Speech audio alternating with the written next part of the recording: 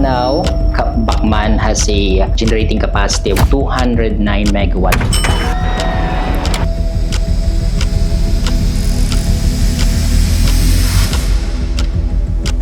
Normally, each city has around 20 megawatts.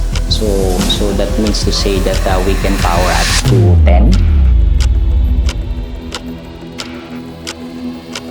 We need to inspect the pipes because we can see the quality of the insulation of our pipes. That's part of our reliability monitoring and ensuring that our facility is 24/7. No? If we don't inspect the pipes, it will deteriorate. So basically, it will be corroded, or again, the heat will leak. Worst case that may happen, of course, is a pipe explosion.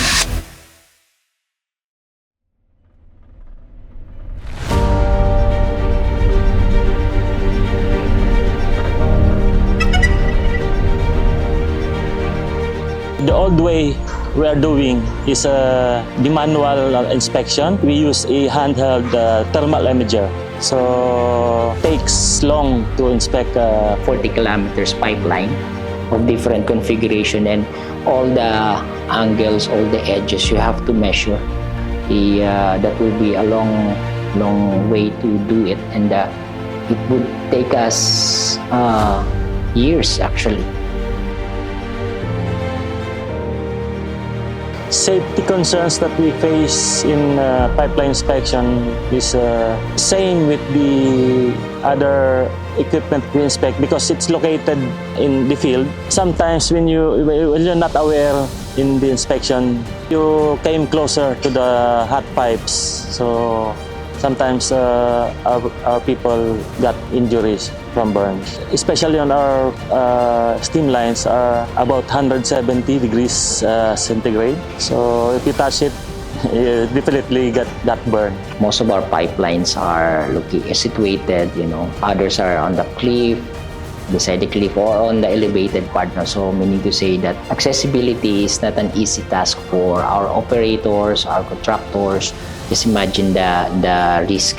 And of course, if personnel are exposed to H2S, that's another risk on health. So we don't want them to be exposed to any hazard. So that's why we are looking for technologies that will help us in operating this asset of us to operate safely, and of course for the wellness of our personnel. We started using drones in 2016-17.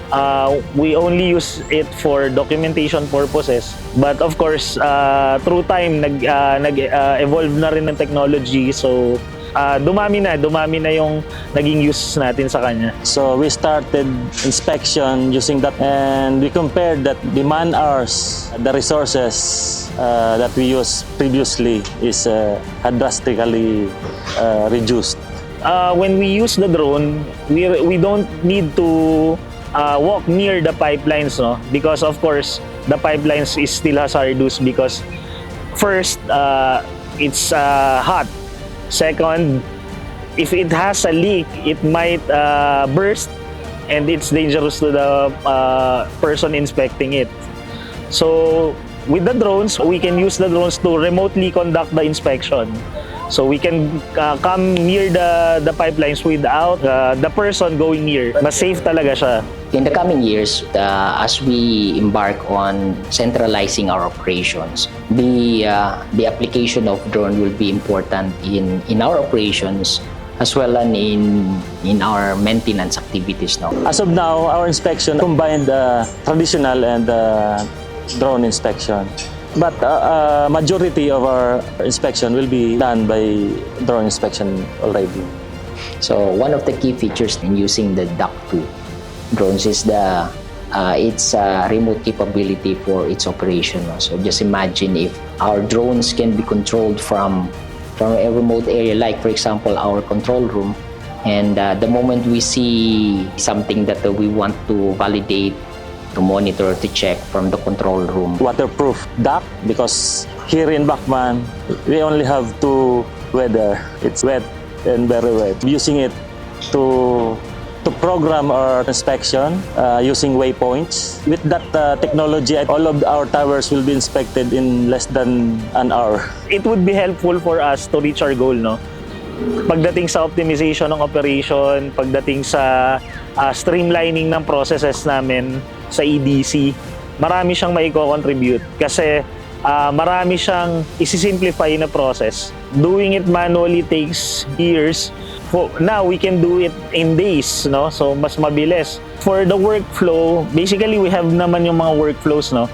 I-improve lang natin ng drones. DAC2 will be of great help in the operations of our geothermal facility, particularly in us trying to optimize our way of working, from operations, doing inspections, monitoring, to maintenance and site responses before any repair.